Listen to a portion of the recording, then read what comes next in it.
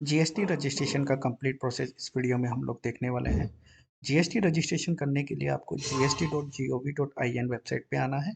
वहाँ पर आने के बाद में आपको सर्विसेज पर क्लिक करना है और यहाँ पर आपको रजिस्ट्रेशन पे जाके न्यू रजिस्ट्रेशन करना है। न्यू रजिस्ट्रेशन पर जैसे ही करेंगे तो इस तरीके की विंडो दिखाई देगी। ये विंडो जो होती है ये होती है पार्ट ए। पार्ट ए के अंदर बेसिकली आपको फिल करना है कि आप जो जीएसटी रजिस्ट्रेशन लेना चाहते हैं वो कौन सी कैटेगरी में आता है, नॉर्मल या टैक्स डिडक्टर या टैक्स कलेक्टर या प्रैक्टिशनर, इसी तरीके से। मेरे यहाँ पे टैक्स पेयर है वो आ जाएगा। इसके बाद में आपको स्टेट सेलेक्ट करना है। जैसे मेरे यहाँ पे केरला में मैं लेने वाला हूँ। केरला में लेने के बाद में उसका डिस्ट्रिक्ट आपको यहाँ पर बताना है। केरला के बेसिस जैसे आपने स्टेट सेलेक्ट किया तो उसका डिस्ट्रिक्ट यहाँ पे आ जाएगा। ये थोड़ा सा लोड होने में टाइम ले रहा है। उसके बाद में आपको यहाँ पर जैसे मेरा ये है तो ये मैंने सेलेक्ट कर लिया। अब उसके बाद में जो भी आपका पैन नंबर होता है उस लीगल नेम को आपको यहाँ पे डालना है। ध्यान रखिए प्रोप्राइटर के केस में आपका जो इंडिविजुअल का पैन पैन कार्ड है उसका नाम डालना है। मेरे यहाँ पे पब्लिक लिमिटेड कंपनी है तो उस पब्लिक लिमिटेड कंपनी का मैंने पैन कार्ड बनाया होगा, उसका लीगल नेम मेरे को यहाँ पे डालना है। और उसके बाद में परमानेंट अकाउंट नंबर डालना है। इसके बाद में आपको ईमेल एड्रेस और मोबाइल नंबर यहाँ पर डालना है। इसका रेलेवेंस क्या होता है? इसका रेलेवेंस ये होता है कि फर्स्ट टाइम जब आप पूरा पार्ट बी बनने जाओगे तो आपको ओटीपी का रिक्वायरमेंट होगा, तो वो इस ईमेल आईडी और मोबाइल नंबर पर ही आएगा। दूसरा ध्यान रखिए कि जब आप प्राइमरी ऑथराइज्ड सिग्नेटरी सेलेक्ट करते हैं तो ये ईमेल आईडी और मोबाइल नंबर पर ही उसका आधार वेरिफिकेशन होगा और इन फ्यूचर के लिए जो भी हम रिटर्न वगैरह सबमिट करेंगे इस ईमेल आईडी और मोबाइल नंबर पर ही वो ओटीपी आने वाले हैं। ये सब फिल करने के बाद में आपको यहाँ पर ओटीपी डालना है। जैसे ही आप ओटीपी डालोगे तो आपको दो ये कैप्चा कोड डालना है, सॉरी। जैसे ही आप कैप्चा कोड डाल के प्रोसीड करोगे तो आपको दो ओटीपी आएंगे। एक ईमेल पे आएगा, एक मोबाइल पर आएगा। फर्स्ट टाइम आपको दोनों ओटीपी डालना है। उसके बाद में आपका एक टीआरएन नंबर जनरेट हो जाएगा। उस टीआरएन नंबर से जनरेट होने के बाद में आपको यहाँ पर क्लिक करना है, उस टीआरएन नंबर को यहाँ पे डालना है और कैप्चा कोड को डालना है। उसके बाद प्रोसेस करने के बाद में आप कोई भी एक ओटीपी डाल सकते हैं जो आपके मोबाइल पर ही आया हो। इस तरीके से आपका ये पार्ट ए कंप्लीट हो जाएगा। अब बात करते हैं पार्ट बी की। सो पार्ट ए कंप्लीट होने के बाद में जब टीआरएन के बाद आप ओटीपी डालकर एंटर करेंगे तो इस तरीके से पार्ट बी आएगा। इस पार्ट बी में ये सारे टैब्स हमको फिल करने हैं जो एप्लीकेबल है हमारे ऊपर, उसको हम फिल करते हुए चलेंगे। और जो प्रोफाइल है ये 100% हो जाएगी। उसके बाद ही आपकी जो एप्लीकेशन है वो सबमिशन के लिए तैयार हो जाएगी। तो सबसे पहले जो डिटेल आती है वो बिजनेस डिटेल आती है। बिजनेस डिटेल में पैन नंबर जो हमने डाला था और जो नाम डाला था उसके बेस पे पैन नंबर और वो नाम ऑटो पॉपुलेट हो जाएगा। तो यहाँ पर वो ऑटो पॉपुलेट हो चुके हैं।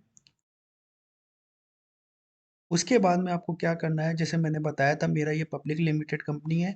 आपका हो सकता है कि पार्टनरशिप फर्म हो, प्रोप्राइटरशिप फर्म हो, तो उसके बेसिस पे आपको ये जो कॉन्स्टिट्यूएंसी है वो सेलेक्ट करना है। और यहाँ पर अगर आपका कोई ट्रेड नेम है तो वो ट्रेड नेम भी आप डाल सकते हो। इसके बाद में जो है district. So public limited company choose करने के बाद में अब हमें ये बताना है कि क्या हम ये कैजुअल टैक्सेबल पर्सन के लिए अप्लाई कर रहे हैं या composition.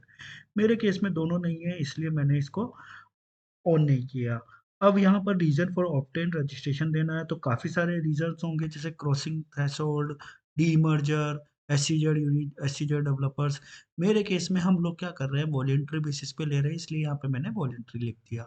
Date of commencement of business आपको यहाँ पे डालना है। अब आपको यहाँ पर डालना है कि क्या इस कंपनी जो आप जीएसटी रजिस्ट्रेशन ले रहे हैं इसका एग्जिस्टिंग कोई रजिस्ट्रेशन है क्या।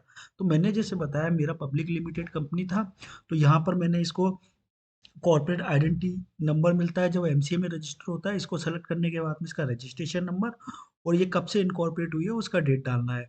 कई बार क्या होता है कि इस पैन पर हम एक जीएसटीएन नंबर का जैसे अभी अप्लाई कर रहे हैं, हो सकता है ऑलरेडी हमने इसी पैन पर अदर जीएसटीएन भी ले रखे होंगे तो उनका भी डिटेल आप यहाँ पर डाल सकते हैं। इसको डालने के बाद में आपको क्या करना है कि इसका डॉक्यूमेंट अपलोड करना होता है जो कि टाइप ऑफ इसमें आपको ये डालना होता है जो डॉक्यूमेंट होगा उसमें कंपनी इनकॉर्पोरेशन का डॉक्यूमेंट अपलोड करना होता है। और उसके बाद में सेव एंड कंटिन्यू पर आपको आगे चलना है।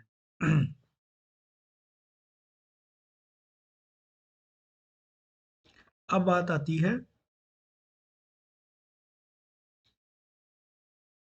इसके बाद में जो नेक्स्ट डिटेल भरी जाएगी वो भरी जाएगी प्रमोटर्स एंड पार्टनर्स की डिटेल्स। मेरे पब्लिक लिमिटेड कंपनी में 3 डायरेक्टर्स हैं और इसके अलावा 2 ऑथराइज रिप्रेजेंटेटिव मेरे को ऐड करने हैं। तो यहाँ पर पर्सनल इन्फॉर्मेशन में कुछ नहीं भरना है, उनका सिंपली नेम ऑफ पर्सन, फिर उनके फादर का name, date of birth, mobile number, email address, और इसके बाद के अंदर कि वो जेंडर सेलेक्ट करना है, उनका डेजिग्नेशन, बिकॉज़ ये पब्लिक लिमिटेड कंपनी है तो डिन नंबर यहाँ पर मैंडेटरी होगा, और उसके बाद में पैन नंबर। इसी के साथ-साथ आपको एड्रेस डालना है जो कि आधार कार्ड पर होता है। पिन कोड जैसे ही आप डालोगे बाकी की सारी डिटेल्स ऑटोमेटिकली आपका अनेबल हो जाएगा, और यहाँ पर आप वो डिटेल्स मेंशन कर सकते हो। अब यहाँ पर ध्यान दीजिए कि जो डॉक्यूमेंट अपलोड करना है हमको पार्टनर्स, डायरेक्टर या ऑथराइज्ड पर्सन का, यहाँ पर लिखा हुआ आता है अपलोड फोटोग्राफ। लेकिन अगर आप केवल फ़ोटोग्राफ अपलोड करोगे तो जीएसटी डिपार्टमेंट से क्वेरी आती है कि आपने पैन और आधार कार्ड तो अपलोड ही नहीं किया, क्योंकि इसके अलावा कोई और ऑप्शन नहीं होता है। तो यहाँ पे मैं क्या करता हूँ कि मैं फ़ोटो एक ही पेज पे फ़ोटो, आधार कार्ड और पैन कार्ड तीनों को इ इसमें अपलोड कर देता हूँ, जिससे कि तीनों डॉक्यूमेंट मेरे एक साथ चले जाएँ। इसके साथ-साथ ही अगर आपको इस पर्टिकुलर पर्सन को ऑथराइज़्ड सिग्नेटरी भी बनाना है, तो यहाँ पर आप ये सिंपली येस नो कर सकते हैं, जिससे कि वो ऑथराइज़्ड सिग्नेटरी बन जाएगा। और जितने भी लोग हैं, जितने भी डायरेक्टर्स हैं, आप ऐड न्यू पे क्लिक करते जाइए और वो ऐड होता जाएगा।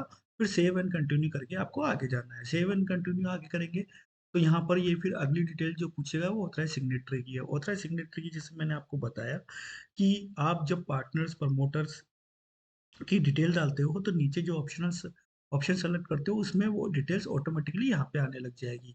यहाँ पर आपको बेसिकली क्या करना है कि प्राइमरी ऑथराइज्ड सिग्नेटरी को सेलेक्ट करना है। जिस भी प्राइमरी ऑथराइज्ड सिग्नेटरी को आप सेलेक्ट करते हो, उसका आधार वेरिफिकेशन आपको करवाना पड़ेगा। तो एक प्राइमरी ऑथराइज्ड सिग्नेटरी आपको मैंडेटरी सेलेक्ट करना होता है।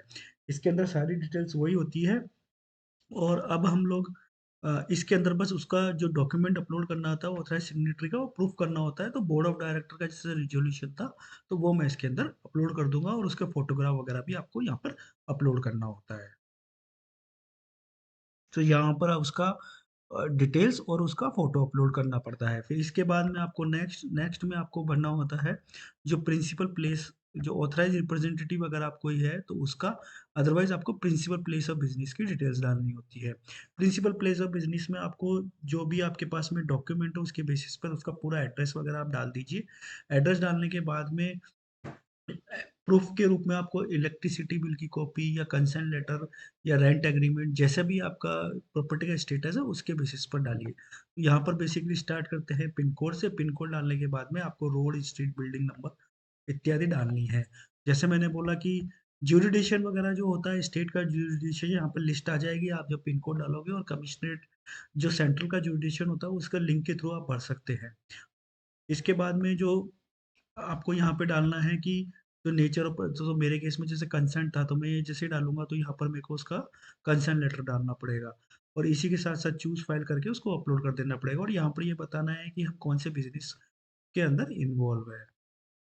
इसके बाद में जो आता है आपको गुड्स और एचएसएन सर्विसेज़ डालनी पड़ेगी, उसके अंदर 5 गुड्स या 5 एचएसएन डाल सकते हैं, तो मेरे केस में सर्विसेज़ है, तो मैं टॉप 5 की 5 एचएसएन कोड यहाँ पर डाल दूँगा। स्टेट स्पेसिफिक इन्फॉर्मेशन में मेजरली अगर आप महाराष्ट्र का ले रहे हैं, तो ध्यान रखिए कि पीटीसी या पीटीआरसी जो भी आपके ऊपर एप्लीकेबल हो रहा है, उसका यहाँ पर रजिस्ट्रेशन पहले लिया होना चाहिए जीएसटी रजिस्ट्रेशन से, अदरवाइज़ आपको क्वेरी आ सकती है। आधार ऑथेंटिकेशन का जैसे मैंने बोला कि जो प्राइमरी ऑथराइज़्ड रिप्रेजेंटेटिव बनता है उसका आधार ऑथेंटिकेशन होता है। अब इसके अंदर जो आपने पार्ट ए में ईमेल आईडी और मोबाइल नंबर डाला था उस पर एक लिंक जाएगा ईमेल आईडी पर।